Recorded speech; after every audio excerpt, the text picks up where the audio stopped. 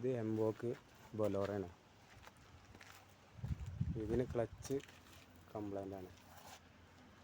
ഈ clutch complaint ഇതിൻ്റെ disk മാറ്റിയാലും നിൽക്കില്ല. പ്രഷർ ബൈറ്റും ഡിസ്കും മാറ്റി നിൽക്കില്ല. ക്ലച്ചിൻ്റെ പ്രശ്നം വരുന്നത് ഇത് ഫ്ലൈ വീലിൻ്റെ കംപ്ലൈൻറ്റാണ് വരിക. ഈ ഫ്ലൈ വീൽ ഇതാ ഇവിടെ പൊന്തിയിട്ട് ഇതാ ഇവിടെ ഇത്രയും ഭാഗം പൊന്തിയിട്ടാണ്. അതേപോലെ ഇവിടെ ഇത്രയും ഭാഗം ഉള്ളിലാണ്. ഓക്കെ, ഈ ഉള്ളിൽ പോയ ഭാഗവും ആ തല പൊന്തി നിൽക്കുന്ന ഭാഗവും നോക്കുമ്പോൾ നമ്മളെ ക്ലച്ച് റിലീസാവില്ല. ക്ലച്ച് റിലീസിന് പ്രശ്നം വരും. ക്ലച്ച് ഒരു സൈഡ് ജാമായിട്ടാണ് വർക്ക് ചെയ്യുക.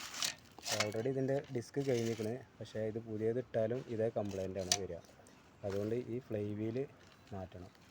ഇത് പുതിയ ഡിസ്ക് ഇതാ വരുന്നത്. പുതിയ ഡിസ്കും പ്രശ്നമായിട്ട് വരും. ഈ മോഡലാണ് വരിക. ഇതിന് സ്പ്രിങ് ഉണ്ടാവില്ല.